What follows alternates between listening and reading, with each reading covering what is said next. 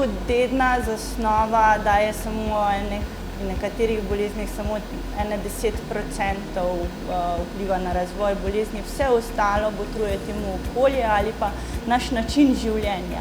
In vemo mi, da smo recimo kemikalijam izpostavljeni praktično v vsakem trenutku, za vsakim kozarcem vode, zaužijemo nekaj, kar si verjetno ne bi želeli. Za vsako, ne vem, plastiko, prehransko ovojnino verjetno pride v nas ena spojina, nekatere se pravim poznamo, druge nekaj si jih ne bi želeli in prav to njihove zmesi, njihovi razgradni produkti, metaboliti botrujejo nastanku nekih bolezni pri nas. Na odseku že dlje časa sodelujemo pri izvajanju nacionalnega humanega biomonitoringa za Republiko Slovenijo. Naša naloga zajema tako vzorčenje populacije iz različnih regij v Sloveniji in po različnih starostih seveda. Smo pa v zadnjem času naredili tudi eno raziskavo, to je analiza o neznanih komponent v vzorcu. Se pravi, od klasičnih se razlikuje po tem, da ne vemo, z drugimi besedami, ne vemo, kaj iščemo.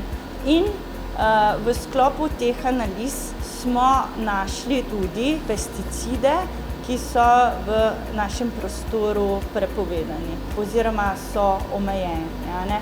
Zdaj, odkot so te pesticidi prišli, se v resnici lahko samo ugiba, lahko da gre tukaj za nekakšne stare zaloge. Dejstvo je, da so najdeni tudi v podzemni vodi.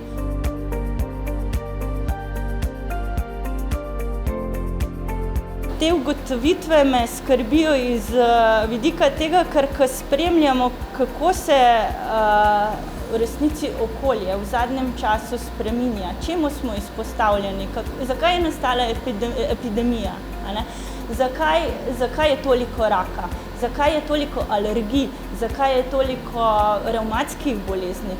Eno je, da se je izboljšala diagnostika in da jih več vidijo, drugo pa je, da jih tudi več nastaja. Kaj je razlog?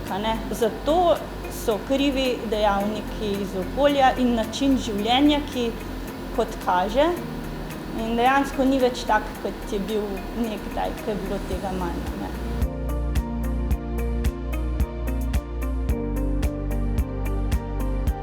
Kaj se je že v našem življenju spremenilo tekom zadnjih, 20-30 let? Jaz mislim, da smo neprimerno bolj izpostavljeni stresom, da neprimerno bolj hitimo, da pozabljamo na to, da je treba dihati in se gibati, da je treba zdravo jesti, da je naša prehrana v bistvu drugačna, veliko bolj predelana, veliko bolj umetna, čeprav na nek način raznolika, ampak raznolika zaradi same globalizacije, s katero seveda prihajajo potem tudi recimo pesticidi, s katero prihajajo ftalati, zaradi tega, ker je vse v plastiko zavito. To je to, kar me skrbi.